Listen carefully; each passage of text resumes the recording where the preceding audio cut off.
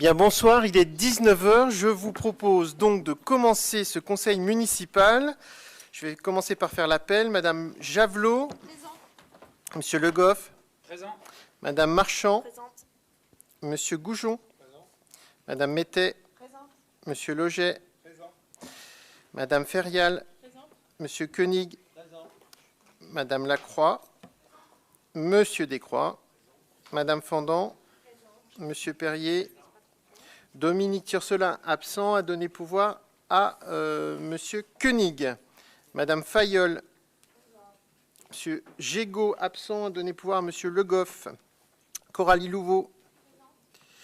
Ludovic Desnoux va arriver, il est sur Paris et il a pris du retard dans sa journée. Il nous rejoint en cours de séance et m'a donné procuration en attendant. Madame Donneau. Monsieur Jahan. Madame Puy-Barreau. Monsieur Fougère. Madame Dézé, Madame Novak, Madame Bréchard, absente, a donné pouvoir à Madame Novak, Monsieur Fortin, Madame Pénoche, Monsieur Brice, Monsieur Carreno, absent, a donné pouvoir à Madame Pénoche. Comme on en a l'habitude, je propose que Monsieur Koenig soit secrétaire de séance. Et donc, je suis très heureux de vous retrouver pour ce conseil municipal de rentrée après une période de vacances d'été dont j'espère qu'elles auront été profitables pour vous. Je voudrais excuser Jean-Paul Lavrard de la Nouvelle République, le correspondant, qui n'est pas là ce soir puisqu'il assiste à une réunion des correspondants de la Nouvelle République. Et je pense qu'il est important qu'il y soit pour, entre autres, demander qu'on ait une page on va dire, de l'ex-confluence plus récurrente que cela n'est le cas actuellement, puisqu'on a un peu de mal à faire passer les articles pour notre commune. Alors nous allons accueillir dans un instant Sylvie Dézé pour son premier conseil municipal qui remplace Sophie Blesson. J'aurai donc l'occasion de lui dire bienvenue dans quelques instants. Et je voudrais commencer par la traditionnelle revue des événements et faits marquants intervenu depuis notre dernier conseil municipal qui était le 23 juin dernier. Alors nous avons vécu un été culturel et convivial avec en particulier l'été de Beauverger qui a connu un franc succès avec en moyenne 200 personnes qui ont participé soit aux soirées guinguettes, soit au cinéma. Et il y a eu aussi une pièce de théâtre. C'était la première soirée, un beau succès avec un partenariat avec Chapeau Pro qui a très bien fonctionné. Et donc, nous nous apprêtons naturellement à renouveler l'année prochaine avec des nouveautés, des évolutions. Et Anne Mettet travaille déjà à ce sujet. Toujours au chapitre culturel, nous avons commencé l'été avec les 20 ans des musicales en confluence, avec de beaux concerts qui nous ont fait voyager à travers le monde. Et à cet égard, 20 ans, anniversaire, nous avons mis à l'honneur Jean-Charles Henry pour son idée de création de ce beau festival. Le week-end dernier, il n'a échappé à personne que c'était les Journées du patrimoine. Là aussi, nous avions plusieurs animations grâce à des associations que je vais citer dans un instant. Et pour notre part, nous avons inauguré des panneaux qui mettent en évidence les rues d'autrefois, que l'on peut maintenant comparer avec les rues d'aujourd'hui. Et je pense que c'est un beau rendu. Et les retours que nous avons eus des habitants sont très positifs. Et je voudrais donc remercier les différentes associations sans qui ce week-end des Journées du patrimoine n'aurait pas été possible. En premier lieu, les amis de la bibliothèque pour le travail qu'ils ont fait pour les panneaux que je viens de citer, et Patrimoine vivant Cher et Loire, ainsi que Ballon Rando, Rétroviseur 37, les Cambouilles Tourangeau et les amis de la Fuie. Sans ces partenaires, sans ces associations, les Journées du patrimoine n'auraient pas été aussi riches. Je les en remercie. Au titre des fêtes et convivialité toujours, le 14 juillet, nous l'avons célébré, mais pas avec la même ampleur qu'espéré, puisque puisque le feu d'artifice a été annulé sur demande de la préfecture. On va s'organiser avec Frédéric Ogis pour que l'année prochaine, même s'il y a des restrictions, nous ne soyons pas contraints d'annuler ce feu d'artifice. Mais nous nous sommes quand même retrouvés le lendemain au parc Beauverger pour notre traditionnelle cérémonie qui a mis à l'honneur des jeunes engagés dans notre commune. Le 8 juillet, nous avons eu le bonheur d'inaugurer des jardins partagés au square de la Brandonne. Une belle réalisation qui a été faite conjointement avec la commune, VTH. Et c'est un lieu de vie où les gens peuvent jardiner, échanger, s'entraider, partager. Vraiment un beau succès et je crois savoir qu'il sera dupliqué dans d'autres endroits. Nous y travaillons actuellement. Alors la jeunesse a aussi été à l'honneur et il y a eu des fêtes pour les jeunes durant cet été, en particulier avec le Centre social Jules Verne, qui a fait sa fête de la première partie de l'été le 28 juillet dernier. 260 enfants ont été accueillis au cours de juillet à Ballambiré et Villandry. Et au mois d'août, ça a été 408 enfants qui ont été accueillis. Donc on a eu aussi une activité de fin de session sur le thème Autour du monde qui a été organisée. Et je remonte un peu en arrière, le 6 juillet, il y a eu le spectacle de fin d'année des enfants accueillis au périscolaire. Là aussi, un beau spectacle. Je veux en votre nom à tous féliciter les jeunes enfants des écoles Jean Moulin et Hélène Boucher qui, comme chaque année, se sont fait remarquer dans le défi des écoles organisé par Tours Métropole Val-de-Loire pour le tri. Et donc, l'école Jean Moulin est arrivée première avec une collecte de 155 kilos de déchets à retrier et l'école Hélène Boucher est troisième avec une collecte de 120 kilos dans la catégorie des écoles de plus de 150 élèves. Le Conseil des jeunes balanais a organisé le 28 juin, je vous en avais parlé à la fin du conseil municipal, leur boom et pique-nique sur le thème des années 80. Donc c'était une belle réussite. Et puis pour les plus petits, il y a eu la fête dite des grands pour notre crèche qui a été organisée en présence des familles. Les enfants ont pu avoir un petit cadeau, on fait un petit spectacle également. C'était, ma foi, très réussi. Au niveau économie, la ville de Ballambiré et le golfe de Touraine se sont associés pour proposer aux acteurs économiques de notre commune une rencontre et un temps d'échange avec des cours de golf également. Donc c'était une rencontre qui a permis d'échanger et de tisser des liens avec les entreprises, artisans et commerçants. Nous avons eu le plaisir, et je passe à la culture, d'accueillir une délégation polonaise grâce à l'association Amitié Polonaise. Un beau symbole, donc en mairie, une réception a eu lieu avec nos amis d'Auschwitzine. Je voudrais citer quelques personnalités également qui se sont fait remarquer durant cet été. Je pense à Maxence Carazedo, qui est un jeune licencié du Ballon Basket Club et qui a été nommé arbitre international en 3x3. Et là, c'est une belle reconnaissance pour le club et pour la formation qu'il a permis à ce jeune. Je pense qu'on entendra parler de lui, y compris jusqu'aux Jeux Olympiques de 2028, où là, il pourrait avoir l'âge, l'expérience pour être en 5x5. En tout cas, c'est son ambition. Je voudrais également citer 3 jeunes qui ont fait un parcours de 1413 km à vélo pour rejoindre Porto.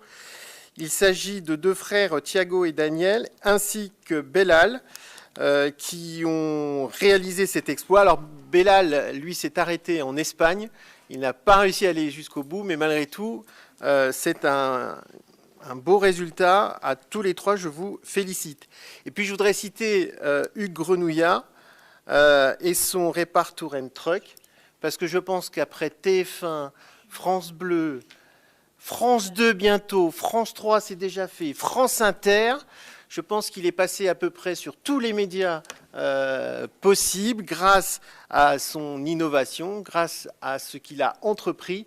Et on peut, j'en suis sûr en votre nom à tous, lui adresser nos sincères félicitations. Et puis, il y a eu la rentrée scolaire le 1er septembre, avec plus de 750 élèves à Ballon-Miré, répartis dans 31 classes. Et la période d'été a naturellement été une période où on a réalisé quelques travaux. Ainsi, 3 salles ont été rénovées, 2 portillons ont été installés, un garage à vélo a été créé et également les VPI ont été installés. Ainsi, notre promesse a été tenue. En 2 ans, nous avons fini l'installation pour l'ensemble des VPI. Alors nous avons maintenant, en ce qui concerne les écoles, de gros chantiers devant nous. Je pense en particulier à la rénovation et l'isolation de l'école Hélène Boucher, mais également à la végétalisation de cours de récréation. Les discussions ont été engagées avec l'école Jacques Prévert et nous avons aussi l'ambition de travailler pour l'école Jean Moulin. Voilà notre programme en permettant à terme d'avoir plus d'ombre dans les écoles. Et je crois qu'après l'été que nous avons vécu, nous devons appuyer sur la pédale d'accélération dans ce domaine. Et puis nous avons eu notre forum des associations qui a aussi connu un beau succès. C'était le 3 septembre dernier avec beaucoup de visiteurs. Voilà ce que je voulais résumer en termes d'activités qui se sont passées durant tout l'été. Je voudrais maintenant compléter avec 2 annonces. Et je vais commencer par une bonne nouvelle, puisque je suis heureux de vous annoncer qu'il sera désormais possible, à partir de début octobre, de faire ces dossiers de carte d'identité et de passeport à Ballon-Miré. Vous savez que le gouvernement a décidé d'un plan d'action rapide pour résoudre ce à quoi nous sommes confrontés tous, c'est-à-dire les délais qui s'allongent pour obtenir nos papiers d'identité. Et après contact avec la préfecture, nous avons convenu d'installer tout l'équipement pour notre commune. Et le personnel a été formé, un personnel que je remercie, puisque nous allons pouvoir ouvrir tous les jours, du lundi au vendredi, en journée, pour pouvoir répondre aux besoins des Balanais, mais pas que, puisque tout le monde pourra s'inscrire. Je vais vous dire comment dans un instant. Et surtout, nous avons réussi à mettre en place cet accueil sans augmenter les effectifs dans les services. Et je remercie Sylvie Le Carpentier et son équipe, ainsi que le secrétariat général, qui va s'occuper de cette activité. Donc, on pourra prendre rendez-vous soit en appelant la mairie, soit sur une plateforme dédiée, rendez-vous online. Naturellement, nous allons communiquer là-dessus. Nous attendons, pour tout vous dire, pour pouvoir commencer le go de la préfecture de Bourges, qui a la responsabilité du traitement des demandes. Mais techniquement, nous sommes prêts. Et dès qu'on aura le retour de la préfecture de Bourges, nous ouvrirons les créneaux au plus tard, je l'espère, début octobre. Voilà pour la partie bonne nouvelle. La deuxième est malheureusement pas une bonne nouvelle. Je souhaitais évoquer, dans un souci de partage d'informations et de transparence avec le conseil municipal, mais aussi avec les Balanais qui sont soit dans le public ou soit qui nous regardent en vidéo, je souhaiterais parler de la situation financière de notre collectivité telle qu'elle résulte du contexte économique et des décisions nationales qui ont été prises récemment. Alors je vais vous parler surtout du fonctionnement. Je ne parlerai pas des investissements, même si la situation est aussi compliquée au niveau investissement. Et à titre d'information, nous avons déclaré des premiers lots infructueux pour la rénovation d'Hélène Boucher, puisqu'on étions dans des dépassements par rapport aux prévisions qui sont tout juste insupportables. Et donc, nous avons décidé de relancer les consultations. Mais j'en viens au sujet que je voulais évoquer, c'est-à-dire le fonctionnement. Nous sommes confrontés à des hausses très importantes.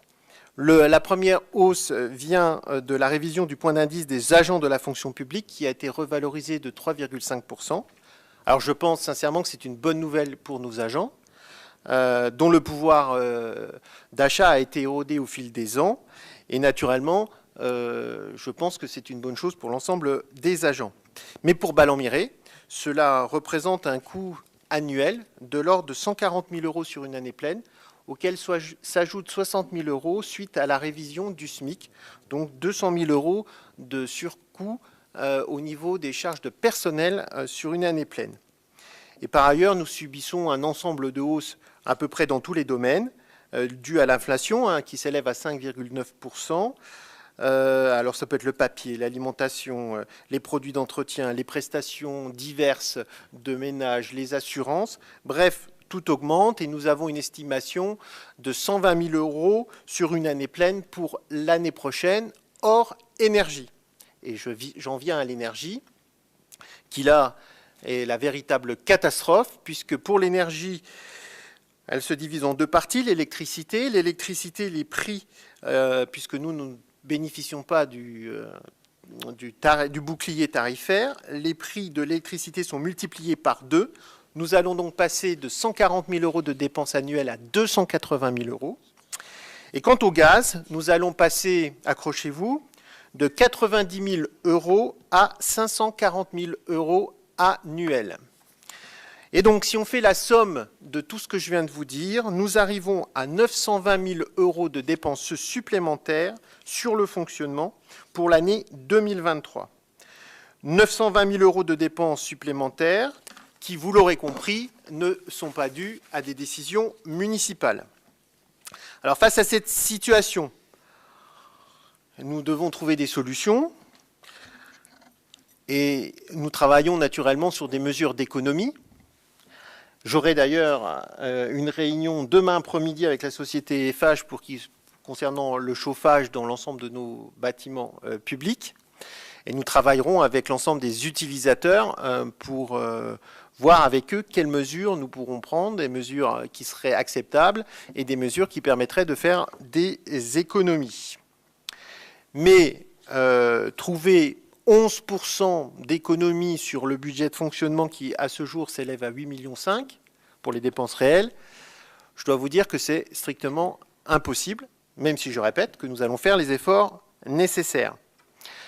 Et donc, pour ma part et pour notre part, nous attendons que l'État prenne sa part de responsabilité par rapport au budget 2023. Et je vous le dis, je pense que l'État ne doit pas abandonner les collectivités en rase campagne. Les collectivités qui se doivent, elles, à la différence de l'État, de présenter un budget en équilibre. Et pour ma part, dès le mois de juin, j'ai saisi et interpellé l'ensemble des parlementaires, nos 3 sénateurs et notre député, ainsi que l'association des maires du département, pour leur faire part de mes préoccupations et sur l'absolue nécessité d'apporter aux collectivités l'aide dont elles ont besoin. Je sais que ces messages ont été relayés auprès de la Première ministre, auprès du ministre du Budget. J'attends maintenant, et nous le verrons à l'occasion du vote du budget qui interviendra à l'automne, un acte fort de la part de l'État. Pour l'année 2022, nous avons déjà des surcoûts et vous savez que l'État a mis en place un dispositif voté dans le cadre de la loi de finances rectificative. Nous attendons à ce jour les décrets pour pouvoir être sûrs que nous pourrons entrer dans le dispositif.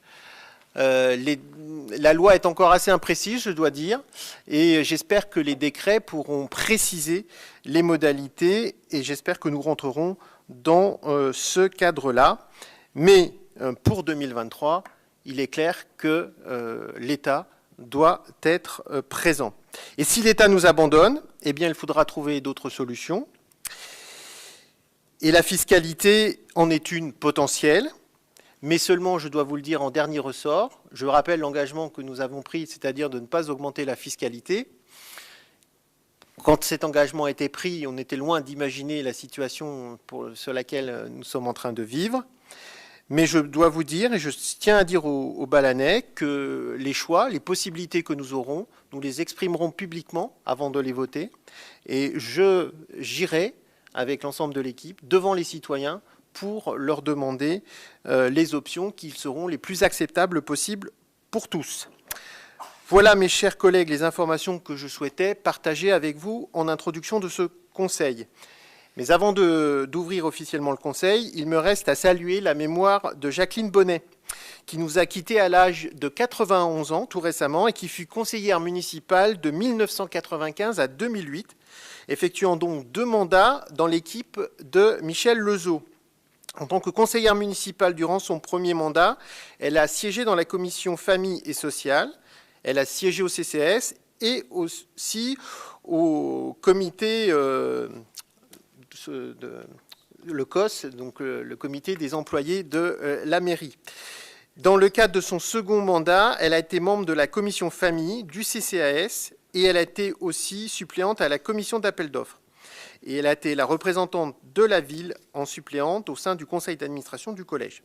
Alors au-delà de ses fonctions, toutes celles et tous ceux qui l'ont côtoyée gardent encore un excellent souvenir de cette personne, d'une personne posée, très discrète et très appréciée et souriante.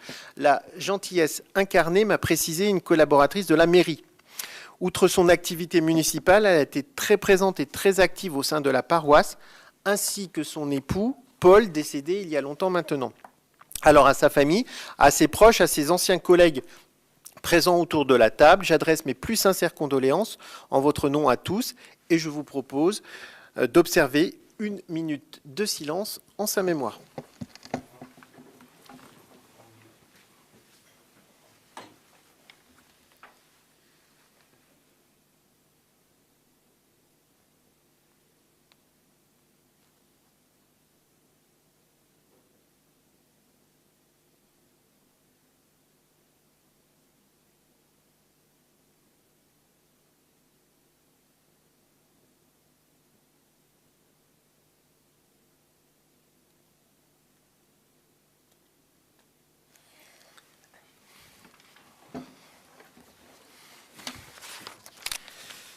Je vous remercie. Avant de passer au premier point de l'ordre du jour, je vais vous faire valider le compte-rendu du précédent conseil municipal. Est-ce qu'il y a des remarques? Pas de remarques. Je soumets donc au vote qui est contre, qui s'abstient. Je vous remercie. Nous allons donc passer au point 1 de l'ordre du jour, qui concerne l'installation d'un nouveau membre du conseil municipal suite à la démission d'un conseiller municipal.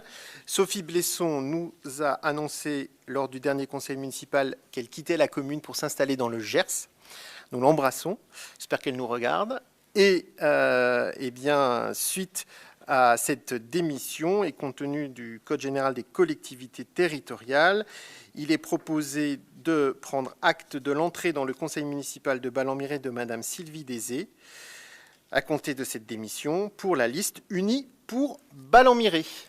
Donc, Madame Sylvie Desé, chère Sylvie, je vous souhaite, en notre nom à tous, une bienvenue dans ce conseil municipal. Et je vous donne la parole. Elle n'ose pas la demander, mais je lui donne. Merci beaucoup, Monsieur le maire. Bonjour à tous. Attendez, Merci beaucoup de m'accueillir au sein de ce conseil municipal. Je suis très heureuse et honorée de me retrouver ici parmi vous, les élus de Ballon-Miret, autour de cette table. Je suis déjà un peu familiarisée à la vie municipale, même si je n'ai pas beaucoup d'expérience, car je participe depuis le début aux réunions qui ont lieu toutes les semaines avec les unis. Et en effet, nous avons un fonctionnement plutôt collectif. C'est donc une équipe que je connais bien, efficace, aussi dynamique que sympathique, et toujours prête à s'engager pour la commune. J'ai pu observer également, lors de ces 2 premières années, leur investissement et une grande volonté de leur part à tous d'améliorer la vie de la population de Ballon-Miret. Je pense qu'ils y sont plutôt bien arrivés compte tenu du contexte sanitaire et économique dans lequel nous nous trouvons actuellement. Et je suis donc très fière de rejoindre ce conseil municipal afin de continuer ce travail avec eux. Naturellement, j'ai une pensée pour Sophie Blesson, qui il y a encore quelques mois était à ma place.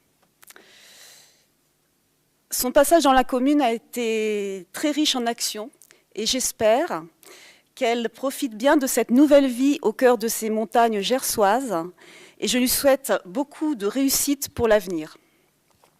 J'ai hâte à mon tour de pouvoir participer et contribuer à de nouveaux projets avec vous et apporter ma petite pierre à cet édifice qui se construit. Je suis impatiente de vous retrouver dans les prochains jours, les prochaines semaines, au sein des différentes commissions où je vais siéger. Voilà, je vous remercie à nouveau pour votre accueil et votre écoute et je laisse la parole à Monsieur le maire.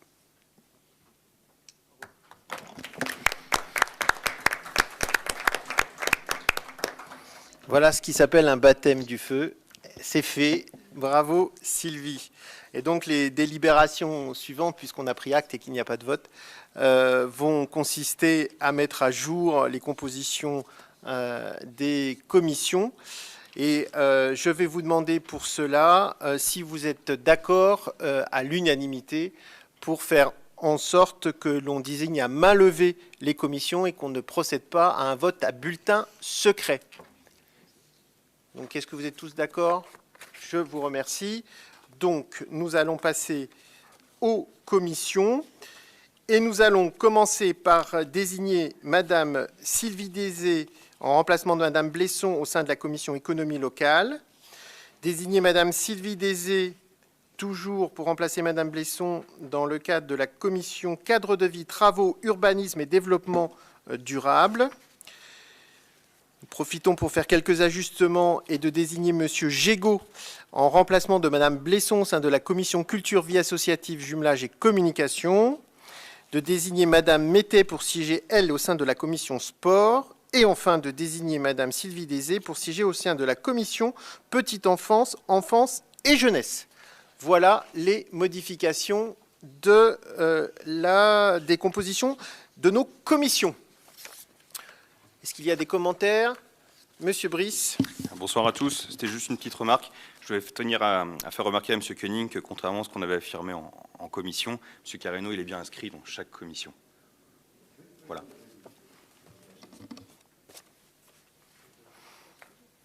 Très bien. Donc je soumets aux voix. Qui est contre? Qui s'abstient? Je vous remercie.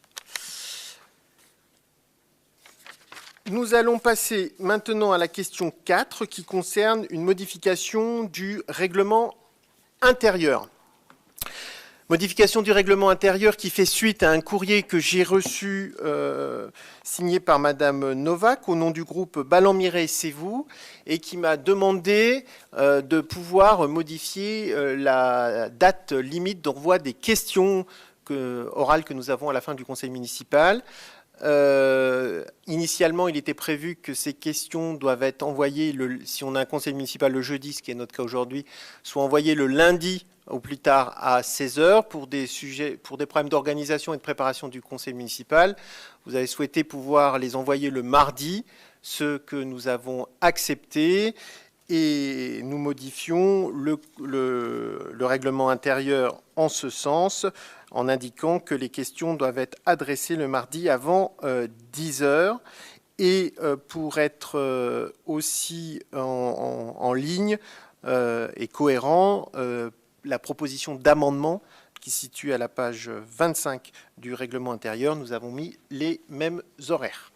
Voilà l'objet de cette modification du règlement intérieur. Madame Novak. Nous vous remercions d'avoir accédé à cette demande dans la mesure où nous recevons les notes le vendredi. C'est vrai qu'il était compliqué, sauf à se voir le week-end, ce que nous faisions. Et ce que je dis dans mon courrier, c'est qu'au départ, lundi, jeudi, c'était à peu près équilibré, alors que maintenant, c'est essentiellement le jeudi. Et donc, c'est compliqué pour nous. Merci donc d'accéder à notre requête. Il n'y a pas de problème. Et pour l'avoir vécu pendant 5 ans, c'est vrai que nous devions préparer les conseils municipaux le week-end, le samedi. Et on a fait ça pendant de nombreuses années. Et je vous comprends bien. Et donc, il était possible, et à la fois pour les services qui doivent préparer la réponse. Et donc, dans ce cas-là, c'est avec plaisir qu'on accède à votre demande. Monsieur Perrier. Oui, bonjour à tous. À la seule différence près, Monsieur le maire, c'est que nous, toutes nos demandes de modification de règlement intérieur n'ont jamais été acceptées par la majorité de l'époque. Les périodes changent.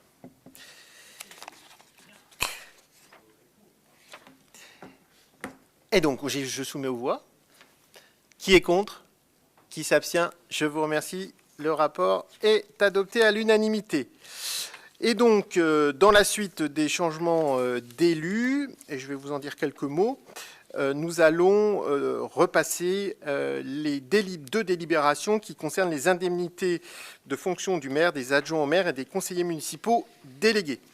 En effet, suite au départ de Sophie Blesson, qui était conseillère déléguée à la culture, avec l'équipe, on a fait le choix de nommer un nouveau conseiller municipal délégué, mais cette fois-ci pas à la culture, mais délégué aux travaux en charge des demandes des citoyens. Pourquoi? Parce que depuis le début de notre mandat, nous avons à cœur de répondre aux diverses sollicitations des Balanais. Ces demandes, je dois le dire, sont très nombreuses, très variées, souvent très justifiées. Et nous souhaitons, à travers la nomination de ce délégué, pouvoir encore être plus réactifs dans le traitement des demandes des Balanais et avoir un lien entre les demandes individuelles et les services. Eh bien, c'est toute la tâche, la nouvelle tâche que Jean-Michel Jahan va désormais s'occuper. Il a commencé, puisque j'ai signé son arrêté il y a quelques semaines, quelques jours. Et je dois vous dire que les premières expériences sont très positives. Et je sais que les Balanais apprécient d'avoir, très peu de temps après la demande, une visite d'un élu qui discute avec eux de la problématique. Et voilà. Donc tout ça se met en place. J'en profite pour dire aux Balanaises et Balanais que le temps de la vie municipale est plus long que le temps de la vie de tous les jours. Parce que pour pouvoir changer et mettre en place un bateau, répondre à des panneaux ou des choses comme ça, il faut un budget. Il faut que ça soit budgété, il faut que ça soit dans le fil des travaux à réaliser. Les équipes ont plein de tâches à réaliser. Mais sachez que quand nous disons que nous faisons les choses, eh bien, nous les faisons. Et avec Jean-Michel, ça sera encore plus efficace. Donc voilà la modification qui est proposée, puisque nous allons voter nominativement les indemnités de chaque élu que vous avez en annexe 2.1. Donc nous le faisons en deux temps. L'indemnité dite de base, pour un montant total de 111 588 €. Voilà pour cette délibération 5.1. Est-ce qu'il y a des remarques? Oui, Monsieur Brice. Alors, lors de la précédente municipalité avait présenté une délibération similaire. Vous aviez voté contre, mais pour notre part, nous nous abstiendrons simplement. En réponse à Monsieur Perry. Monsieur Perry demande la parole. Oui, Moi, j'ai pas compris la subtilité. En effet, j'avais voté contre parce que la délibération était illégale et donc je ne pouvais pas voter une délibération qui était illégale. Et effectivement, celle-là respecte scrupuleusement la légalité, me semble-t-il en tout cas, avec l'ensemble nominatif des indemnités. Donc ça, c'est pour la première partie. La deuxième partie qu'on avait déjà votée et que je vous propose de reconduire, c'est la majoration des indemnités des élus due au fait que nous sommes chef-lieu de canton et qui permet une majoration de 15%. Et pour arriver à un total, si je ne dis pas de bêtises, de 123 986 quand on a appliqué cette majoration. Est-ce qu'il y a des commentaires? Oui, sur la deuxième, donc effectivement, vous l'avez vu, comme on l'avait vu, effectivement, sur le tableau, il y avait une erreur au niveau des sommes. Votre DGS nous a appelé donc hier après-midi pour le signaler. Tout à fait. Même si on l'est sur une modification, on participera au vote suite à cette modification, puisqu'on l'a reçu hier après-midi. Et donc, on participera au vote. On est issu de bons échanges qu'on a actuellement avec vous, comme vous avez fait au titre du règlement intérieur. Très bien. Je vous remercie.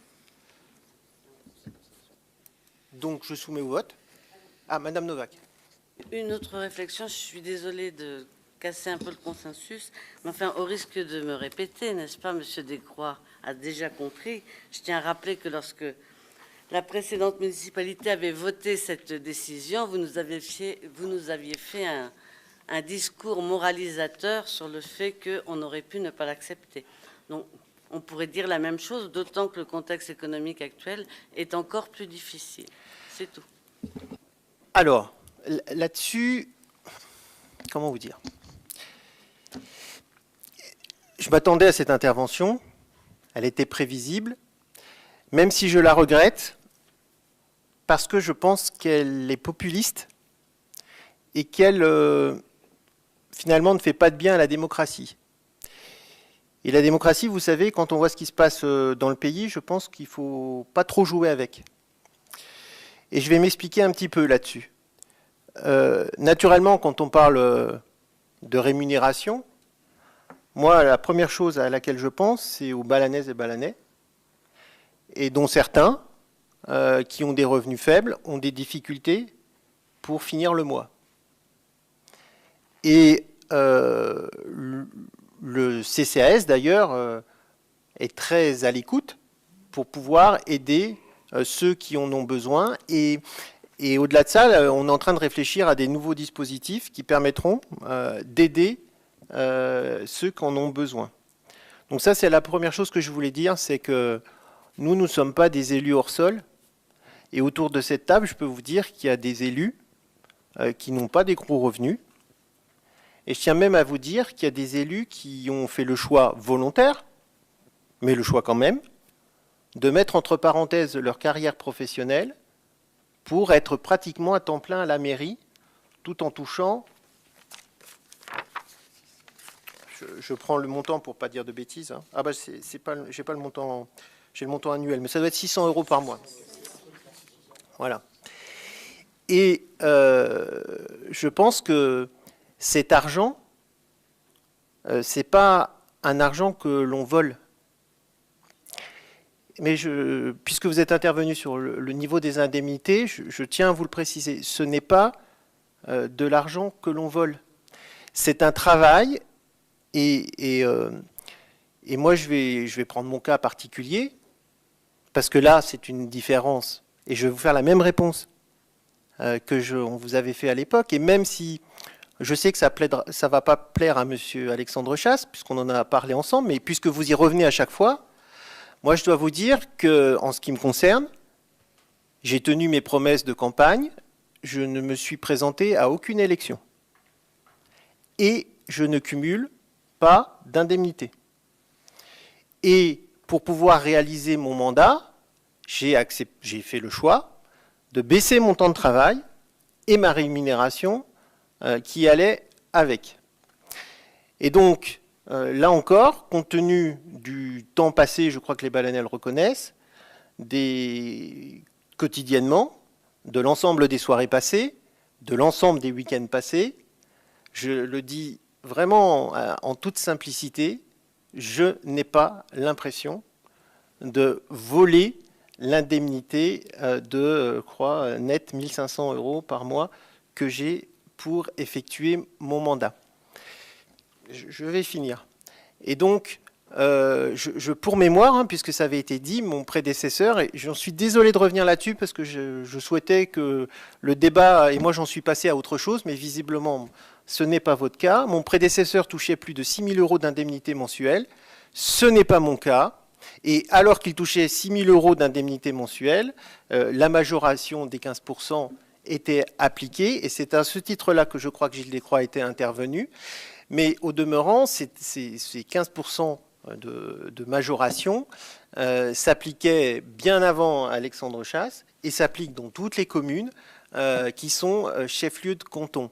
Donc je pense que ce n'est pas le bon prisme d'attaquer sur un sujet comme ça, parce qu'encore une fois, ça donne l'impression que les élus, excusez-moi l'expression, s'en mettent plein les poches et se servent sur le dos des contribuables balanais. L'enveloppe des élus balanais, c'est 123 000 € sur un budget de dépenses réelles de 8,5 millions. Je tiens également à vous le repréciser. Et voilà, en gros, ce que je voulais répondre, parce que je pense qu'il faut arrêter d'agiter comme ça des étendards qui, encore une fois, ne font pas de bien, je vous le dis comme je le pense, ne font pas de bien à la démocratie. Je peux reprendre la parole. Monsieur Chailloux, je suis désolée que ce débat-là se fasse. Il ne s'agissait pas du tout du montant des indemnités, qu'on ne remet pas en cause, ni le fait que ces indemnités, pour avoir été élues longtemps et dans la majorité et dans l'opposition, donc je ne remets pas du tout en cause le fait d'avoir des... C'était taclé, comme on dit surtout, le fait d'un discours moralisateur qu'on nous a fait, pas seulement pour M. Chasse, M. Descroix, mais pour l'ensemble des personnes, et que ce qui était mal d'un côté devient bien de l'autre, c'est cela que je remets en cause, mais absolument pas le reste. Pour le reste, je suis totalement d'accord avec vous, et je ne remets pas du tout le fait que ces indemnités récompensent le travail qui est fait. Voilà. Je crois avoir répondu que les circonstances, enfin le contexte est bien différent. Monsieur Fortin, prenez un micro, Monsieur Fortin, parce que je crains qu'on vous entende pas. Simplement pour dire, lorsque Monsieur Descroix et que l'ensemble du groupe, à l'époque, sauf un élément du groupe de Monsieur Koenig, qui s'était abstenu, il n'y avait pas que les histoires de chasse. Quand vous avez tous voté contre, il y avait chasse et l'ensemble des élus qui touchaient les indemnités. Donc il n'y avait pas que chasse qui avait été visé, c'était l'ensemble. Merci. De toute façon, je pense qu'il faut dire Monsieur Chasse, si vous me permettez, parce que ça me fait bizarre d'entendre ça. Mais Monsieur Perrier, puis je proposerai d'arrêter, parce qu'on ne va pas faire... Je veux juste rappeler que la délibération qui avait été présentée était illégale. D'ailleurs, vous l'aviez modifiée par un certificat administratif et vous n'étiez pas passé au conseil municipal. Donc, pour le groupe que je représente, nous avions voté contre parce que la délibération était illégale. Eh bien, écoutez, je vous ressortirai les courriers de la préfecture. Non, mais... Voilà. Moi, je ne parle pas de... Attendez, c'est moi qui distribue les paroles, s'il vous plaît. Alors, voilà, je voulais dire, je ne m'en souviens pas. Peut-être que c'était légal. C'est pas pour ça que M. Descroix était intervenu. Bon, ceci dit, je pense que effectivement, on va clore le débat parce qu'il y a d'autres choses plus intéressantes à faire. Voilà. Si je peux me permettre de formuler... Alors, Monsieur Descroix. Ouais, non, juste parce qu'on m'a cité quand même 4 fois dans cette histoire, je voulais remercier Monsieur le maire d'avoir resitué. Mon sujet, c'était le cumul des mandats et l'application des 15% sur, effectivement, les indemnités de Monsieur Chasse. C'était mon seul discours à l'époque, et je l'avais très bien précisé. C'est dommage parce que les conseils municipaux n'étaient pas enregistrés, donc on peut faire dire à Monsieur Descroix ce qu'on veut, mais moi, je vous réitère aujourd'hui, je me suis toujours inscrit contre le cumul des mandats, et ça faisait partie aussi des conditions pour lesquelles moi j'étais dans cette équipe, parce que Monsieur le maire a décidé de ne pas cumuler de mandats, et ma question et mes remarques s'adressaient directement à Monsieur Chasse à l'époque, et je vous rappelle que Monsieur Chasse effectivement écrété avec l'ensemble de ces cumuls de mandats. Oui, écrété, ça veut dire avoir plus de 8 400 € d'indemnité par mois brut. Non, mais c'était 6 000 net, mais peu importe, on ne va pas refaire les débats. Bon, mais tout ça, je pense qu'on l'a parlé une fois, on l'a parlé 2 fois. Je pense que si je peux formuler un vœu, c'est que la prochaine modification, parce qu'il y en aura peut-être, la prochaine modification, on n'y revienne pas une 3e fois, parce qu'on aura, je pense, le même type de débat et les mêmes réponses à vous apporter avec constance, avec détermination, comme nous venons de le faire à l'instant.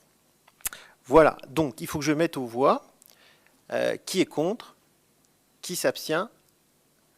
Donc 6 voix. Eh bien, je vous remercie. La décision est adoptée.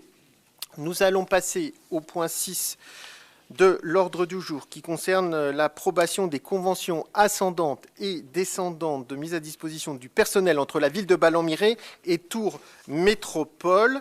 Donc, convention ascendante et descendante, ça veut dire qu'on se met d'accord sur la participation, le pourcentage de participation d'un agent de la ville au sein de la métropole et vice-versa, si un agent de la métropole donne un peu de son temps de travail à la ville de Ballon-Miré. Donc, ces pourcentages ont été remis et décrits en annexe 3.1 et 3.2. Et donc, il convient de renouveler les conventions qui n'ont pas été modifiées et avec une durée de 5 ans. Voilà l'objet de cette délibération. Est-ce qu'il y a des prises de parole? Monsieur Perrier. Oui, merci Monsieur le maire de me donner la parole. Je vais voter contre cette délibération et je vais expliquer pourquoi. Je sais que vous êtes intervenu, Monsieur le maire, auprès du président pour faire modifier ces conventions. Pour l'instant, c'est dans les études, si je puis dire, mais moi je ne me contente pas d'études, il faut maintenant des actes. D'autant plus que ça fait 5 ans que je fais remonter à la métropole les problèmes de ces conventions. Donc je ne me vois pas voter quelque chose pour lequel j'exprime depuis 5 ans un certain dysfonctionnement. Alors je vais m'expliquer. Moi ce que je regrette, c'est que dans ces conventions, la métropole se contente purement et simplement de reproduire les conventions de 2017, encore une fois sans tenir compte des observations que certaines communes ont pu faire sur ces conventions. Un peu d'historique, il faut savoir que lors de la création de la métropole, avec le transfert des compétences, eh bien, les agents communaux qui exerçaient ces compétences au niveau communal ont également été transférés à l'intercommunalité. De ce fait, la rémunération de ce personnel n'est plus prise en charge par le budget communal, mais par le budget métropolitain. Cela ne veut pas dire pour autant que les communes, puisque toutes les communes ont été traitées de la même façon avec ces conventions, ont fait des économies.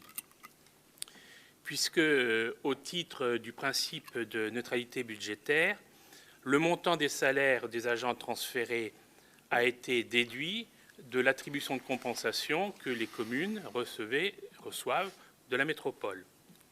Ainsi, notre commune a vu, d'une part, ses dépenses de personnel diminuer, et de l'autre côté, ses recettes provenant de la métropole, au titre de l'attribution de compensation, diminuer d'un montant identique, donc un impact budgétaire neutre. On a également des situations d'agents qui ont été transférés à la métropole et qui sont remis à disposition des communes sur un pourcentage de travail en fonction des missions purement communales. Et là, dans ce cas-là, la métropole se fait rembourser, ce qui est tout à fait logique, la part de salaire correspondant à ce travail. Donc jusque-là, pas de souci. Aujourd'hui, au niveau de ce transfert de personnel, moi je qualifie ce transfert de personnel de transfert administratif. C'est la métropole qui paye ses agents, qui rémunère ses agents, qui assure la formation, qui assure le déroulement de carrière. Mais sur le terrain, les agents sont restés pour l'instant dans leur commune d'origine, et ce jusqu'à l'attente des créations des éventuels pôles territoriaux. Pour l'instant, il n'y en a pas beaucoup de créés. Alors le problème qui se pose, et la raison pour laquelle je ne vais pas voter ces conventions, c'est quand un agent transféré quitte ses fonctions, soit quitte sa commune, soit pour mutation ou démission, et qu'il n'est pas remplacé immédiatement, ou du moins dans un délai raisonnable. Que se passe-t-il? La commune a un agent en moins dans ses effectifs, mais elle continue à supporter la charge de rémunération de cet agent à travers l'attribution de compensation qui a été figée en 2017 et qui ne varie pas même si l'agent n'est plus là, ou à travers la demande de remboursement de la métropole auprès de la commune si l'agent a été mis à disposition. Et ce qui me gêne le plus encore, c'est que lorsque l'agent quitte la commune et est muté ou démissionne ou est muté dans une commune qui n'est plus membre de la métropole. La métropole, dans ce cas-là, ne paie plus l'agent, mais elle continue d'appeler les fonds à la commune à travers les deux mécanismes que je viens de vous décrire. Alors moi, j'aurais aimé que ces conventions prévoient expressément ces situations et intègrent des mécanismes de remboursement aux communes qui attendent parfois plusieurs mois avant d'avoir un remplaçant, un collaborateur qui quitte ses fonctions. Alors vous l'avez présenté, monsieur le maire, en introduction, le budget est contraint, et fortement contraint, il va l'être de plus en plus. Alors pour moi, on ne peut pas se passer de recettes, si minimes soient-elles. Et ces recettes, ces remboursements que l'on devrait avoir de la métropole, permettraient de répondre, même partiellement, aux attentes des agents communaux dans leurs revendications tout à fait légitimes et que je soutiens pleinement, de voir leur pouvoir d'achat amélioré, et ce, par rapport à la dernière décision du président de la métropole de juillet, qui a été d'augmenter de 120 € net par mois, c'est tous les agents métropolitains. Cette décision, il ne faut pas le nier, a créé à juste titre un sentiment d'injustice, d'inéquité des agents des communes non transférées, et c'est une décision qui a mis en difficulté la plupart des communes membres dans leur politique de gestion des ressources humaines, puisque, pour des raisons tout à fait évidentes budgétaires, elles n'ont pas les moyens de s'aligner sur ces montants. Alors, pour toutes ces raisons, je voterai contre cette délibération.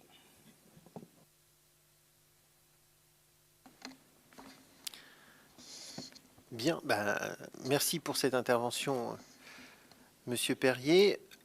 Bien expliqué, je pense que tout le monde a compris. Et deux éléments de réponse par rapport au fait qu'on continue de payer des agents qui ne sont plus là. Naturellement, je suis intervenu en bureau des maires sur ce sujet-là, et je ne manquerai pas de revenir de façon récurrente sur ce point-là, parce que c'est simplement du bon sens et de la justice ou de l'équité, et on n'a pas à payer quelqu'un qui n'est pas là. Ça me paraît évident. Et ça, que l'ensemble du conseil municipal soit convaincu que je continuerai à discuter avec mes collègues, puisqu'on est tous dans la même situation sur ce point-là. Il convient également d'avancer sur ce qu'on appelle les pôles de proximité. À la dernière conférence des maires, le sujet a été évoqué, et nous allons reprendre les travaux de réflexion pour aboutir à la mise en place de ces pôles de proximité.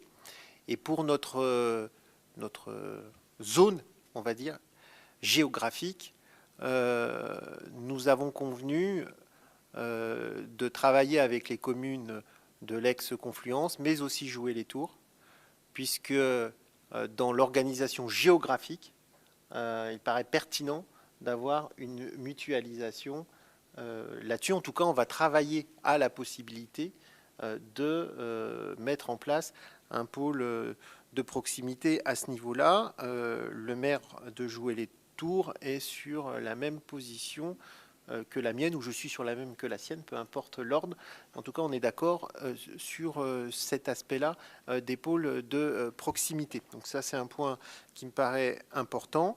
Et puis, effectivement, mais on en parlera un peu plus tard, puisqu'il y a une question qui est posée sur la revalorisation du personnel. C'est un sujet de préoccupation. Il faut savoir que les montants de 120 € que vous avez indiqués, ça fait 2,6 millions d'euros supplémentaires en charges de personnel pour la métropole, qui doit avoir des charges de personnel à hauteur de 64 millions d'euros, si je ne dis pas de bêtises.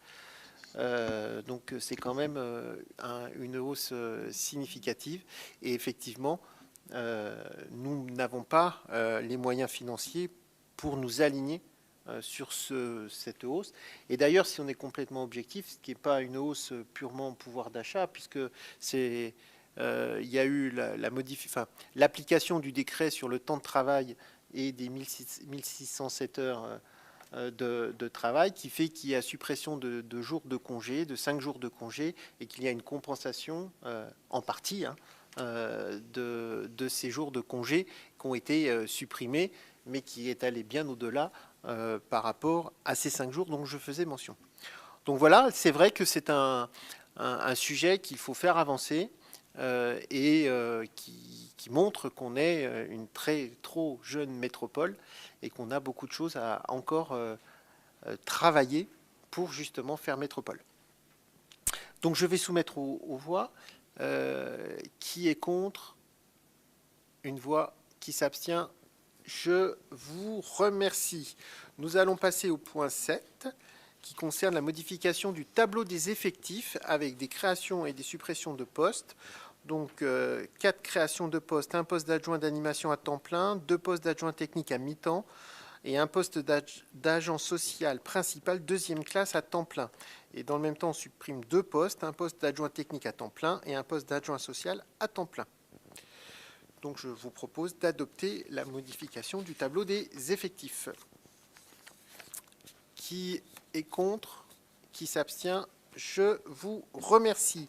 La question numéro 8 vous sera présentée par Monsieur Lauger, qui concerne un fonds de concours 2022 à la métropole, investissement enveloppe 2, Ballon-Miré. Merci Monsieur le maire, bonsoir à toutes et à tous.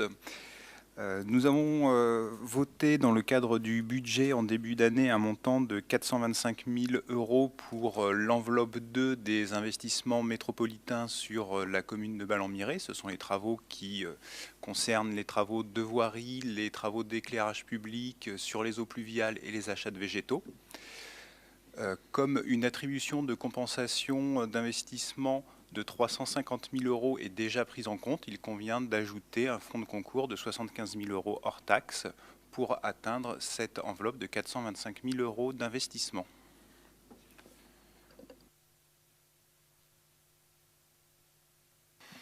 Merci Monsieur Lauger. Donc pas de surprise, hein, c'est ce qu'on a mis au budget.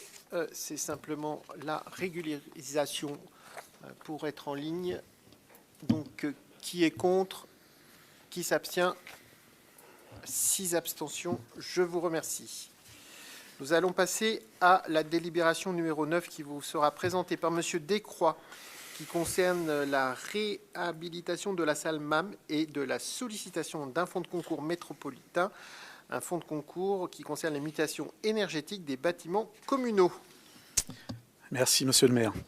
Donc, je souhaitais juste, en préambule au vote que nous allons effectuer dans quelques instants, que cette délibération s'inscrive vraiment dans la continuité des investissements que nous faisons depuis 2 ans donc sur la commune. Investissements qui continueront jusqu'à la fin de notre mandat, afin de répondre en fait aux grands enjeux liés au développement durable. Alors, je ne vais pas vous faire une liste à l'après-vert, mais je voulais quand même dire que nous avons investi dans des domaines liés à la transition énergétique, à la gestion des biodéchets. Nous avons également investi dans l'alimentation de nos écoliers, dans les domaines de la mobilité douce ou de la végétalisation de nos centres-bourgs et des écoles, comme le rappelait tout à l'heure Monsieur le maire. Donc là, il s'agit plus spécifiquement d'investir dans la salle MAM, qui accueille jusqu'à présent la Croix-Rouge et qui va donc faire l'objet d'une rénovation thermique. Alors, les travaux sont estimés à 125 000 € dans leur totalité. Les travaux éligibles au fonds de concours mutation énergétique des bâtiments communaux sont estimés à 83 000 € hors taxe. Tours Métropole Val-de-Loire a donc créé un fonds de concours mutation énergétique des bâtiments communaux et nous allons donc solliciter ce fonds de concours. Donc, il vous est proposé au conseil municipal de solliciter le fonds de concours métropolitain mutation énergétique des bâtiments communaux au plus haut niveau possible pour les travaux de réhabilitation énergétique de la salle MAM. Et il est donc question d'autoriser Monsieur le maire ou l'adjoint délégué à effectuer toute démarche afférente à cette sollicitation.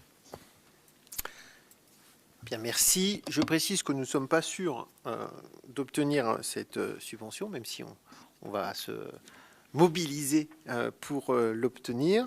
J'en profite également pour vous dire que sur le plan des travaux, on peut espérer une pose de l'ensemble des fenêtres d'ici la fin de l'année. On attend, les fenêtres sont en cours de fabrication. Et puis les autres travaux d'isolation en mars-avril. Naturellement, tout ça en coordination avec la Croix-Rouge qui devra fermer un petit peu pendant, je pense, le temps des travaux. Et puis nous attendons aussi une subvention, je l'espère, de l'État qui a de bonnes chances d'aboutir, soit cette année, soit en début d'année prochaine. Voilà, je vais soumettre aux voix. Qui est contre? Qui s'abstient? Eh bien, je vous remercie.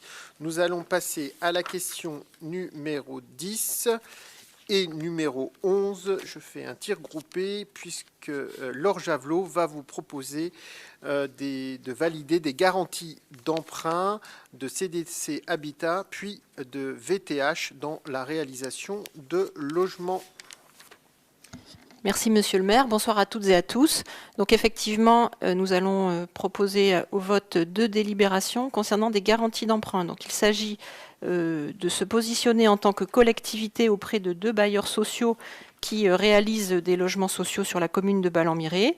Donc la première délibération concerne la garantie d'emprunt apportée à CDC Habitat qui réalise le bois habité à la Pasqueraie 3 pour 45 logements collectifs sociaux. Donc dans le détail, il y a différentes natures de logements sociaux. Donc ce sont tous des locatifs. 8 PLS, 29 PLUS et 8 PLAI, ce sont les natures des logements sociaux concernés. Donc on peut passer à la délibération pour celui-ci. Qui est contre? Qui s'abstient? Je vous remercie. Effectivement, on est passé vite sur le détail des prêts, mais ce n'est pas grave parce que les chiffres n'ont pas forcément beaucoup d'intérêt. Ce sont des garanties traditionnelles sur des prêts contractés par les bailleurs sociaux auprès de la Caisse des dépôts et consignations. Donc tu peux passer à la 11 si tu le souhaites. Tu la présentes ou pas? Non. Donc je vous redis ce que cela concerne. Donc cette deuxième délibération numéro 11 concernant une garantie d'emprunt, cette fois-ci pour le lieu dit la Vieille Carte 2. Le bailleur social concerné est Val Touraine Habitat. Nous avons ici 3 logements locatifs sociaux, 2 PLUS et 1 PLAI, avec des montants de garantie que vous avez à l'écran.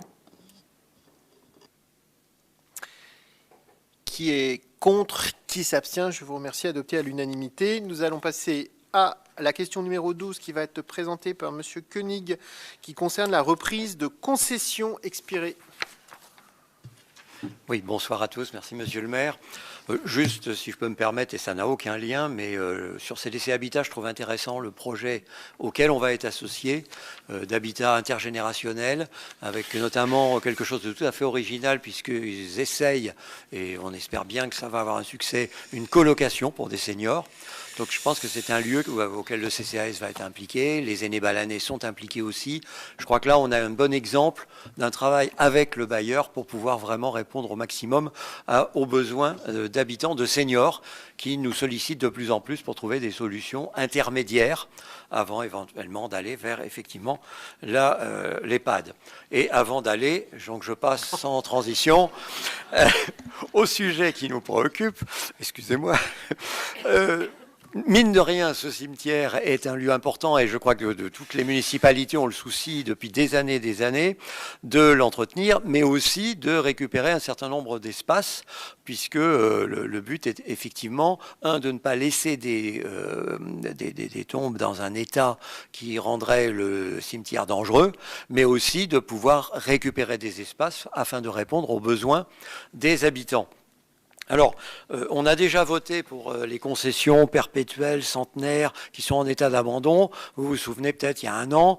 C'est très compliqué dans ces cas-là, puisque théoriquement, il n'y a pas de reprise, mais on est bien obligé à un moment donné de faire état. Et vous vous souvenez que la commission cimetière a pu étudier la situation de tout un tas de tombes qui nécessitaient effectivement une intervention.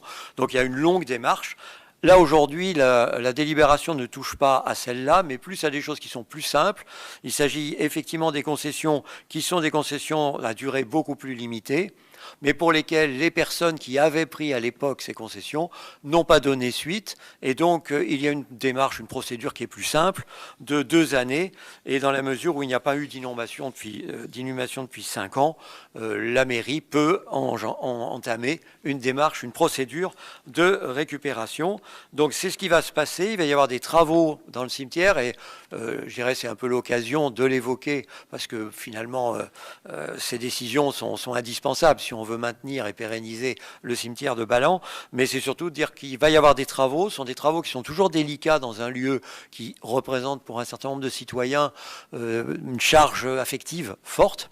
Donc les travaux sont faits par des entreprises qui connaissent bien, qui savent le faire avec discrétion, et donc il y a 28 concessions non renouvelées qui font l'objet de cette délibération pour laquelle nous vous demandons un accord. Je ne précise pas ce qui est noté dans la note que vous avez eue sur les modalités de ces récupérations qui, bien sûr, sont faites dans le respect de la loi et dans le respect aussi voilà, des personnes, des familles qui pourraient éventuellement réapparaître à un moment ou à un autre. Et donc, tout est mis dans un ossuaire avec, on note évidemment d'où viennent les ossements qui ont été récupérés dans les différentes tombes qui sont récupérées, mais ce qui va permettre de faire face à un certain nombre de tombes qui sont effectivement dans une situation dangereuse et puis même esthétiquement, voilà. Voilà, donc le but est de permettre à monsieur le maire ou à l'adjoint délégué de signer ces interventions. Merci monsieur Koenig. Qui est contre? Qui s'abstient? Je vous remercie. Adopté à l'unanimité. Nous allons passer à la question numéro 13 qui sera présentée par madame Javelot, qui concerne la convention d'aménagement de la ZAC de la Pâquerette, désignation des représentants au sein de la commission d'appel d'offres de l'aménageur, la 7. Merci, monsieur le maire. Donc, effectivement, cette convention d'aménagement stipule que lorsque la 7 réalise des appels d'offres pour mettre en œuvre des réalisations sur cette ZAC de la Pâquerette, des élus de la collectivité doivent siéger dans cette commission. Et depuis notre installation, nous n'avions pas eu besoin de cette commission d'appel d'offres, donc nous n'avions pas nommé de représentants. C'est ce que nous allons faire ce soir pour permettre à une commission d'appel d'offres de se réunir pour attribuer les travaux qui seront réalisés pour l'aménagement des espaces verts de la Pâquerette 3. Donc les personnes proposées lors de cette délibération sont en titulaire M. Serge Fougère et M. Jean-Michel Jahan et en suppléant moi-même et M. Descroix. Très bien. Donc c'est un bon signal, puisque si on nomme des représentants, ça veut dire que les travaux vont bientôt commencer, puisqu'il va falloir attribuer les marchés. Et donc c'est une bonne nouvelle pour les habitants de ce quartier pour l'aménagement de cette coulée dite verte. Voilà ce que je voulais vous dire. Qui est contre? Qui s'abstient? Je vous remercie. Je vais passer à la question numéro 14 qui concerne la dénomination d'une voie communale. Madame Javelot. Merci, monsieur le maire. Donc effectivement, cette voie communale est numérotée numéro 6. Et c'est justement cela qui a posé un souci cet été aux forces d'intervention, aux services de secours et d'incendie qui devaient intervenir sur cette voie communale, puisqu'ils ont eu du mal à trouver le lieu de leur intervention, puisque la voie communale numéro 6 n'est pas dans les GPS et les cartes qui peuvent servir à se retrouver. Donc, afin de faciliter leur intervention et de faciliter la vie de tous ceux qui auraient besoin de nommer cette voie, nous proposons d'appeler cette route qui joint le château du Vau, de l'appeler la route du Vau. Voilà. Merci pour cette originalité, cet effort d'originalité. Donc, qui est contre? Qui s'abstient? Je vous remercie. Nous avons donc une nouvelle rue à Ballon-Miré. Je pense aux amis de la bibliothèque qui répertorient les rues que les maires créent au cours de leur mandat. Celle-là, vous pouvez l'ajouter dans la liste. Question numéro 15. Monsieur Loger va nous parler des travaux de l'ONF par parcelles 6U et 7U, vente de chêne arrivée à maturité. Merci, monsieur le maire. Un plan de gestion réalisé par l'ONF régit les cycles d'entretien des parcelles de nos forêts communales. Il est proposé, conformément à ce plan de gestion, de procéder l'année prochaine à des coupes irrégulières sur les parcelles 6U et 7U, c'est-à-dire les parcelles du bois de 5e et la partie du bois des Touches qui est le long du village vacances. Et pour ce faire, les ventes seront réalisées par l'ONF en vente groupée ou en bloc et sur pied.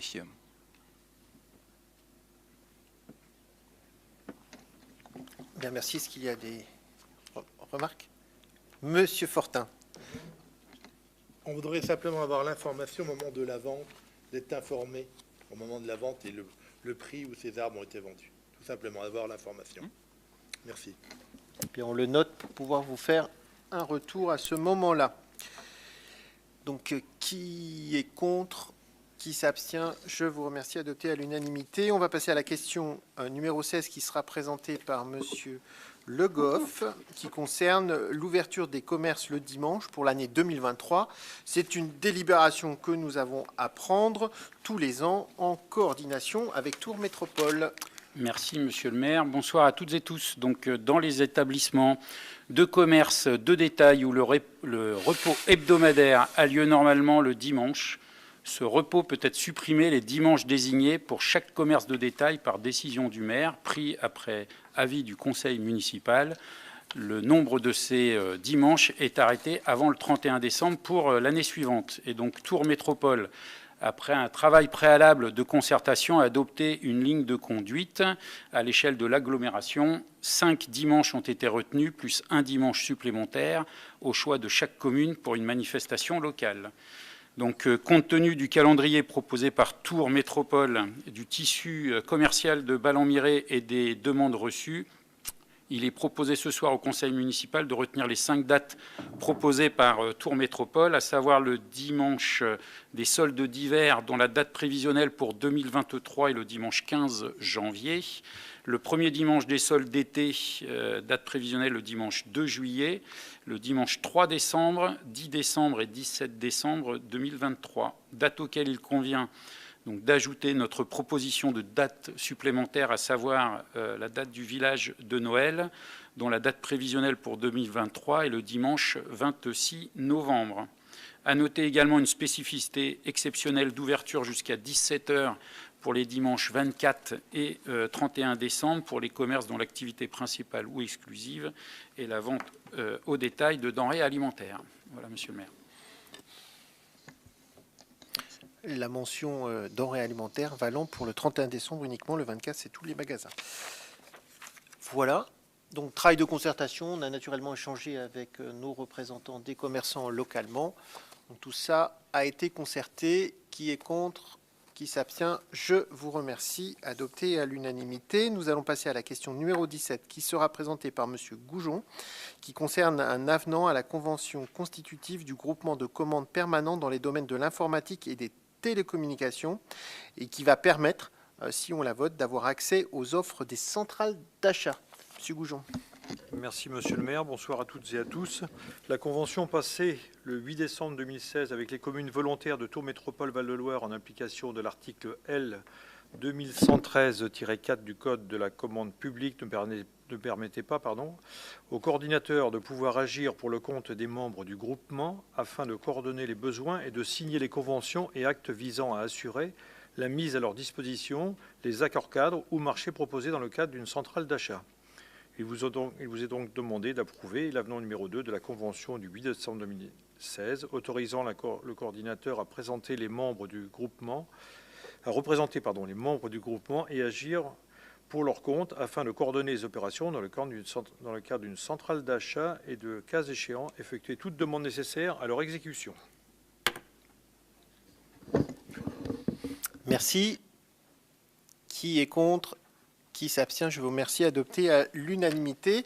Voilà qui épuise les 17 points que nous avions à l'ordre du jour. On va finir.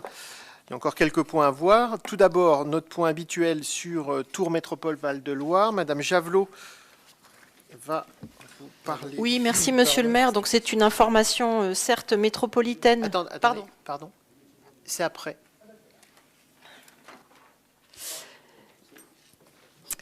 Donc c'est un sujet effectivement métropolitain, mais qui concerne au premier chef notre commune, puisque la zone de Carrefour en Touraine est une zone d'activité économique donc gérée par la métropole, mais pour laquelle le territoire est bien entendu balané.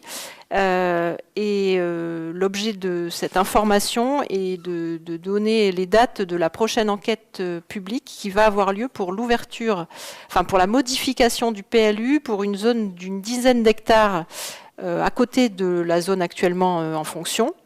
Je ne sais pas si vous n'avez pas forcément inséré une carte, peut-être. Non, tant pis. Donc cette enquête publique aura lieu du 14 octobre au... Alors attendez, parce qu'au départ j'avais en tête du 17 au 17, mais finalement ce sera du 14 octobre au 14 novembre. Le commissaire enquêteur qui a été nommé sera présent en mairie, a priori, le 14 octobre matin, le 3 novembre après-midi et le 14 novembre après-midi. Donc toutes ces informations-là seront données bien entendu sur le site de la mairie, sur le site de la métropole. Il y aura des affichages, toutes les formalités habituelles sont prévues.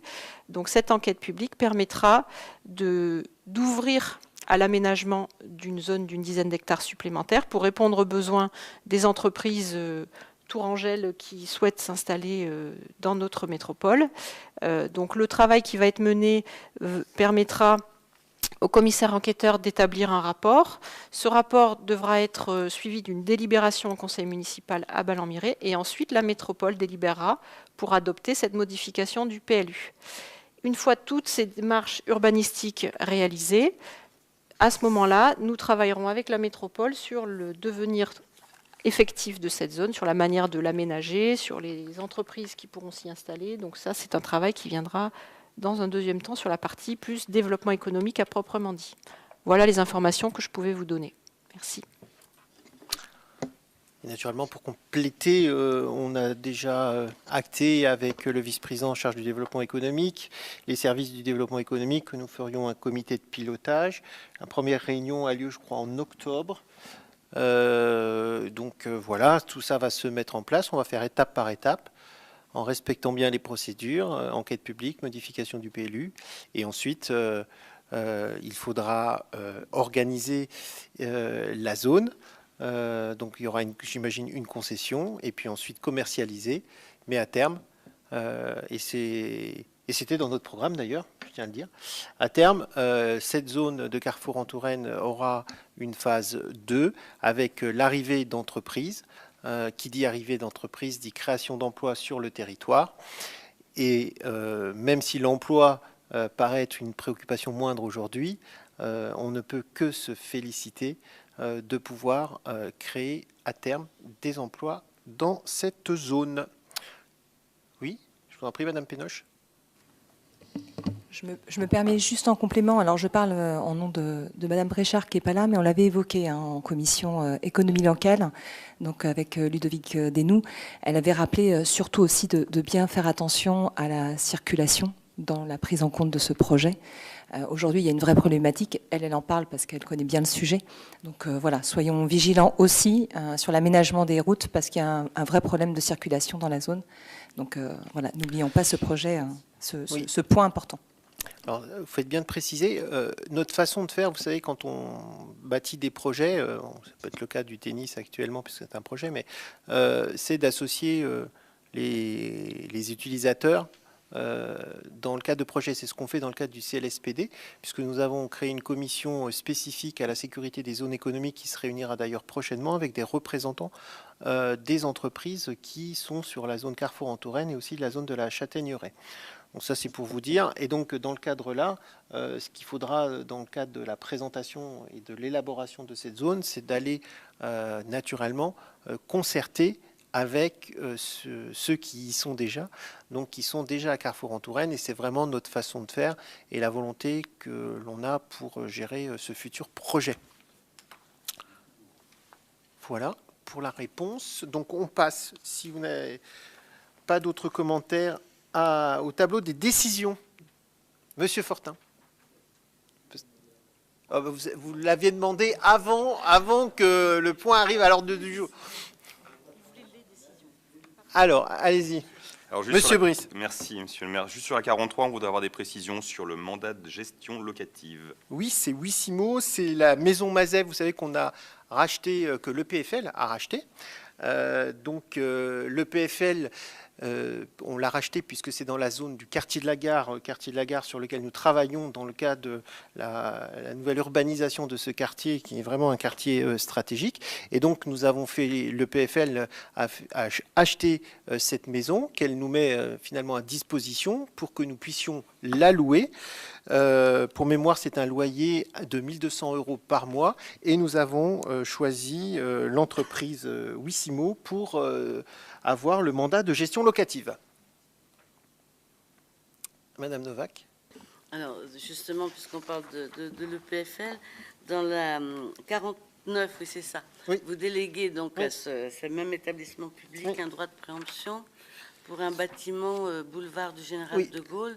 Alors, sauf erreur, c'est bien le garage. C'est ça pas une erreur. Voilà. Donc, la question, c'était de savoir quel était le projet. Ben, on fait jouer son Oui. droit de préemption, c'est parce qu'on a un projet.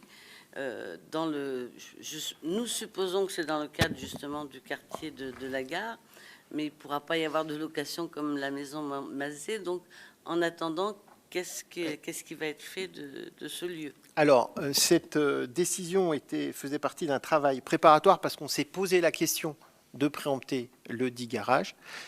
Et finalement, nous n'avons pas préempté.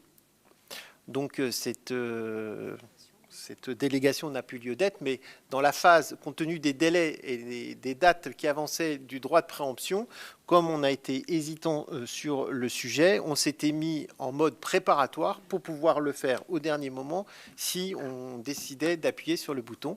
Et nous avons décidé de ne pas appuyer sur le bouton. Voilà. Et Monsieur Fortin, je le savais. Hein, tout simplement sur la 53. Donc vous avez abordé un peu le sujet en préambule. Moi, qu'est-ce que notre groupe voudrait savoir, si ce poste de travail, parce qu'en fin de compte, c'est un poste de travail a été pesé au niveau horaire pour les salariés. C'est une charge nouvelle qui est arrivée.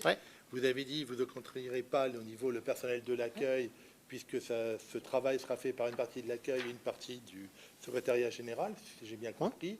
Et je voulais savoir si la préfecture vous a donné un certain nombre de bases d'horaires, puisqu'on va être ouvert à plusieurs communes, comme vous l'avez dit, et si ça représente un demi-poste, un poste complet, ou je sais pas. Non, si ça sera.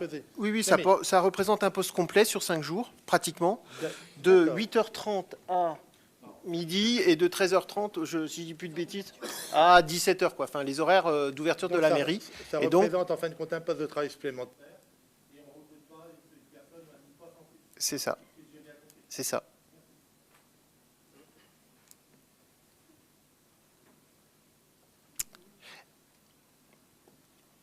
Bien, donc j'ai répondu à la question. Fini pour les... Voilà. On va passer aux questions diverses. Qui pose la première? Madame Pénoche. Merci, Monsieur le maire. Alors, lors du dernier conseil municipal, nous vous avions posé une question concernant la mise en place de panneaux photovoltaïques sur le toit des tennis couverts. Vous nous aviez répondu que cela n'était pas possible du fait de la structure du toit en forme de dôme. Donc, nous avions alors espéré que cette décision puisse évoluer puisque les travaux n'étaient pas commencés. Lors de la réunion du 9 septembre, présentant les futurs tennis couverts, à cette même question posée par l'un des participants, vous aviez répondu que c'était à l'étude. Et dans la Nouvelle République du 17 septembre, il est d'ailleurs écrit « Il nous a semblé opportun de faire chiffrer une couverture en panneaux photovoltaïques ». Donc nous sommes évidemment ravis que notre réflexion ait pu faire bouger les lignes. Notre question, où en est-on aujourd'hui et à quelle date pensez-vous avoir le résultat de cette étude demandée? Bien, alors un petit peu d'historique. Bon, vous imaginez bien que quand on prépare un projet comme ça, on a notre AMO avec lequel on travaille, avec lequel on a des réunions régulières. Et dans le cadre de ces réunions régulières avec lui, sans attendre votre intervention au conseil municipal, on avait évoqué la mise en place de panneaux photovoltaïques. Et la première réponse qui avait été transmise par l'AMO, ça a été de dire, si on met des panneaux solaires, il y a besoin de renforcer la charpente, c'est la réponse que je vous ai faite, et il va avoir un surcoût important. Et donc, à ce stade, ça nous semble être une dépense qui ne va pas être difficilement absorbable. Et c'est pour cela que je vous ai fait cette réponse au conseil municipal du 23 juin, en indiquant qu'il n'était pas prévu d'implanter des panneaux photovoltaïques sur le toit du bâtiment, mais qu'on réfléchissait à mettre des panneaux sur le clubhouse. Et réunion d'après avec l'AMO, qui est intervenu après le conseil municipal, celui-ci est revenu vers nous avec une proposition technique permettant de ne pas avoir à renforcer la structure du bâtiment pour poser des panneaux. Et donc, nous avons donné notre accord pour faire un chiffrage de cette hypothèse afin de savoir si elle pourrait être applicable à notre bâtiment, techniquement, mais également financièrement. À ce jour, nous n'avons pas le retour en partie financière de la solution. Nous allons l'avoir, je pense, d'ici septembre ou plus tard octobre. Et quand nous aurons la réponse, naturellement, la solution sera présentée à la commission CAVUD avant décision. Et naturellement, il conviendra de trouver l'équilibre entre l'investissement financier et l'apport que ça a. Je vous ai dit qu'actuellement, les coûts de construction explosaient. Et donc, moi, j'attends de voir combien ça va coûter. Voilà pour cette réponse. Alors, je ne me souvenais pas que vous ayez évoqué lors du précédent conseil la pose de panneaux photovoltaïques sur le clubhouse, mais vous l'avez. Voilà, c'est pas la question. Et encore une fois, si le sujet peut évoluer et on peut aboutir à un tel projet, on s'en réjouira. Voilà. Très bien. Deuxième question. Oui. Madame Donc la deuxième question, vous avez, je dirais, en partie répondu dans le courant du Conseil, mais compte tenu de l'inflation actuelle qui risque encore de s'aggraver, bon, ça fait partie de ce que tout le monde sait, avez-vous prévu, comme la métropole, on en a parlé également, et comme plusieurs communes voisines l'ont déjà fait, d'octroyer une augmentation? Vous avez dit que cette augmentation de 120 € n'était pas possible pour une commune comme la nôtre, enfin, pour reprendre l'exemple de la métropole, mais peut-être une prime exceptionnelle au personnel de la mairie. Alors, je suis certain que vous comprendrez que je réserve la primauté d'annonce sur ce sujet aux instances du personnel, qui sont nos interlocuteurs naturels et que je rencontre régulièrement. Ce que je peux vous dire, c'est qu'à ce stade, j'ai demandé au service d'étudier différents scénarios de mesures en faveur du pouvoir d'achat qui devront tenir compte évidemment de nos capacités financières. Mais en tout cas, ce que je vous dis, c'est qu'effectivement, nous travaillons sur le sujet et qu'une fois que j'aurai pu communiquer avec les instances du personnel, je ne manquerai pas, évidemment, de revenir vers vous en conseil municipal pour vous faire part des propositions que nous aurons faites. Merci. Troisième question. Oui, pour la troisième.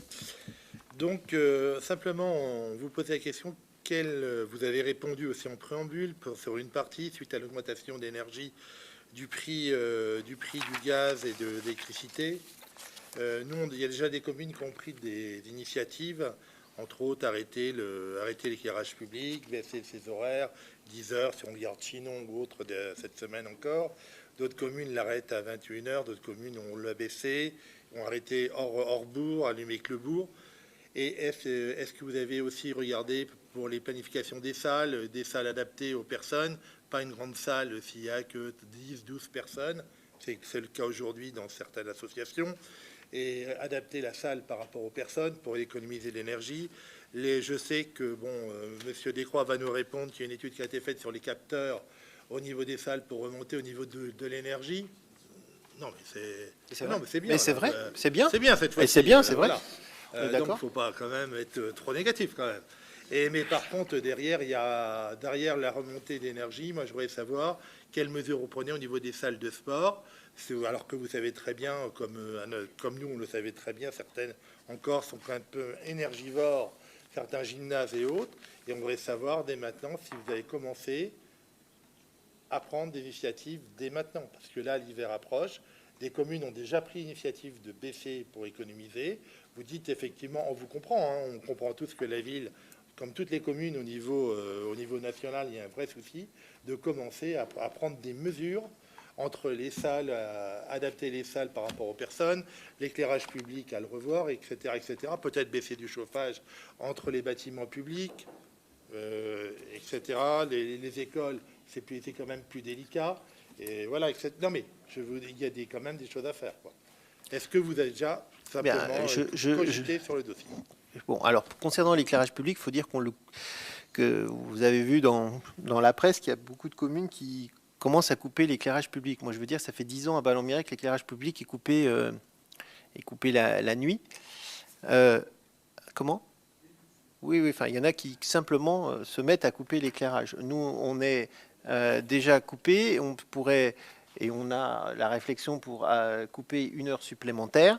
Je précise juste que globalement c'est intéressant, mais c'est surtout intéressant pour la métropole, puisque c'est la métropole qui paye l'éclairage public et que ça ne tombera pas dans l'escarcelle de la municipalité. Mais c'est pas pour ça qu'il ne faut pas contribuer aux économies, mais en tout cas, on n'aura pas d'impact sur notre budget. Je vous ai dit que je rencontrais FH demain après-midi pour voir comment baisser la température et avoir un niveau de température qui soit acceptable à la fois pour les utilisateurs, mais qui nous permette de faire des économies. Je ne sais pas vous dire, à l'heure où je vous parle, si 1 degré de moins dans le gymnase me permet de gagner 10, 20 ou 30 000 euros. Donc c'est l'objet de la réunion que l'on va avoir demain. Ensuite, on n'a pas de piscine, donc je ne fermerai pas la piscine. Je ne baisserai pas, ou en tout cas, je n'irai pas en dessous de 19-20 degrés dans les écoles, parce que je pense que l'apprentissage des enfants, c'est primordial et leur confort passe avant tout. Je demanderai aux associations d'être très scrupuleux sur le fait de bien fermer les lumières en sortant, parce que quelquefois on voit des salles allumées alors qu'il n'y a plus personne dedans. Concernant votre suggestion d'affecter des salles plus petites à des gens parce qu'ils sont 12, vous connaissez notre problématique de manque de salles. Vous voyez bien qu'on est contraint par le manque de salles et que je peux pas, c'est qu'il y a quelqu'un d'autre dans une salle où ils sont pas nombreux non plus et que on ne peut affecter les salles que l'on a de disponibles. Donc le jeu est très compliqué à faire pour orienter les personnes dans d'autres salles parce qu'elles sont prises par ailleurs. Donc je n'ai pas beaucoup d'espoir à ce niveau-là. Et après, on engagera des discussions avec les clubs pour savoir si on continue à mettre de l'eau chaude dans les gymnases. Moi, j'en sais rien. Je ne sais pas combien coûte la production d'eau chaude. Donc ça, c'est pour le court terme. Mais on fera les efforts pour faire les économies. Mais tout ça, la situation que l'on vit, finalement, nous conforte dans nos choix. Quand on a décidé d'isoler l'école Hélène Boucher, c'est bien pour économiser d'économiser de la consommation et d'énergie. Et donc, pareil pour la salle MAM, et ça montre bien que nos choix vont dans le bon sens. Choix qui ont été engagés, je le rappelle, avant la crise que nous connaissons aujourd'hui. Et puis, nous travaillons également pour le moyen terme, en collaboration avec la métropole, sur la mise en place d'un réseau de chaleur urbain. Nous avons des réunions de prévues d'ici la fin du mois, je crois, fin du mois, Monsieur Loger, vendredi de la semaine prochaine, avec la métropole par rapport au calendrier et aux ressources que l'on doit avoir pour pouvoir mener l'étude. On sait que ça peut être très intéressant, mais ça nous emmène à... et je ne m'engage pas sur un délai aujourd'hui, c'est trop tôt, mais ça nous emmène à 2025, quoi. Ça ne nous emmène pas à 2023, qui sera cette année que j'évoquais en début de conseil municipal. Donc voilà, j'ai envie de vous dire que si vous avez des idées d'économie, n'hésitez pas à nous les envoyer par écrit, parce que toutes les idées seront les bienvenues et nous sommes très ouverts sur les idées qui peuvent être mises en œuvre pour faire des économies. Voilà ce que je peux vous répondre. Comme vous avez dit, le créneau, c'était les salles adaptées au nombre de personnes. C'est le seul point où on pouvait gagner. Mais bon, effectivement, vu le nombre de salles, et je comprends. Après, il y a peut-être à réfléchir dedans s'il n'y a pas quelques changements. Mettre 15 personnes dans une salle à 100, je pense à l'air, entre autres, à des fois de temps en temps, je trouve que c'est un peu inadapté. Donc, c'est des volumes... Bon, ça arrive de temps en temps. Alors, j'ai pas en tête tous les créneaux, mais si vous avez quelques anomalies que vous identifiez, faites-nous en part, on les regardera dans le détail. Après le reste, toutes les minuteurs avaient été mis pour couper automatiquement l'éclairage à la haie, des terrains de foot, le chauffage, etc. Tout ça, ça avait été fait depuis quelques années pour économiser déjà. Donc c'est vrai que les marges, il y en a très peu, mais il y a peut-être quand même des grandes salles qui sont pour prêter pour très peu de gens, et il y a peut-être une solution à trouver pour faire attention. Voilà. Après, c'est vrai que la marge de manœuvre, elle est très étroite. Je suis d'accord avec vous. Très bien. Bien, voilà qui clôture ce conseil municipal. Je vous remercie. Le prochain conseil aura lieu le 20 octobre prochain. D'ici là, je vous souhaite une bonne soirée. Je vous donne rendez-vous à vous tous et vous toutes demain soir pour le lancement de notre saison culturelle. Je pense que nous serons près de 300 pour ce lancement. C'est une belle soirée qui se prépare. Bonne soirée à vous toutes et vous tous.